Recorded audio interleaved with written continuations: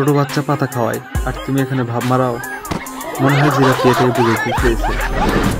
এমনও কিছু মুরগি আছে অন্য সবাইকে কিছু বলে না, নির্দিষ্ট কাউকে দেখলেই তাড়া নেবে।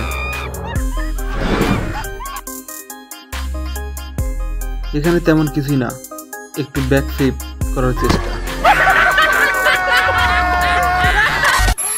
রাজহাঁসগুলো একটু এরকমই হয়। কে রাজহাঁসের তাড়ানি খেয়েছেন একটু কমেন্টে জানাবেন। এই ছোট ঘরে এত মোটা বিড়াল সত্যি অসম্ভব।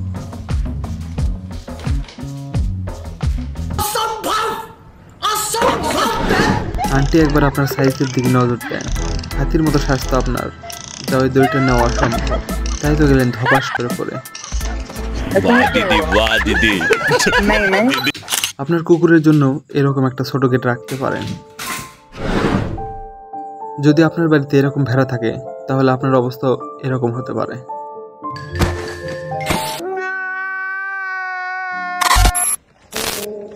ভেড়াটি এসে নিজেই ভয় পেয়ে গেছে।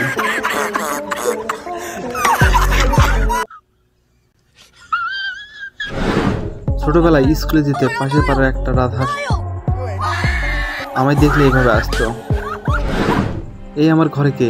ও তুমি, আগে বলবো না দুষ্টু। অনেকেই আছে অটো লকের দরজা খুলতে পারে না, তাদের এই বিড়ালকে থেকে শিখতে হবে। ইঁদুর কত অল্প জায়গার মধ্যে দিয়ে যেতে পারে দেখে নিন। দ্রুত কোথাও যেতে চাইলে অনেক সময় এই সমস্যায় পড়তে হয়।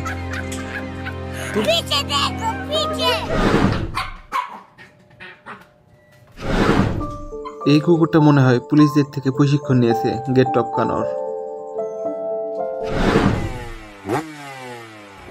পিক আপ টানা কম হয়েছে, যাও এবার জঙ্গলে। তাই দিয়ে আস্তে ফুদিও, দাঁত যেন খুলে না পড়ে।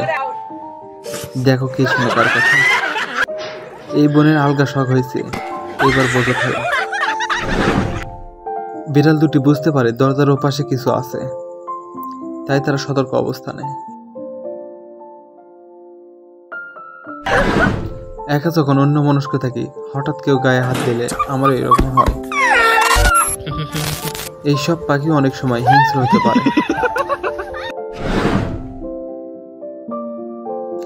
বাজিরিকা পাখি যখন অনেক চেষ্টার পর পানি খাইতে যায়,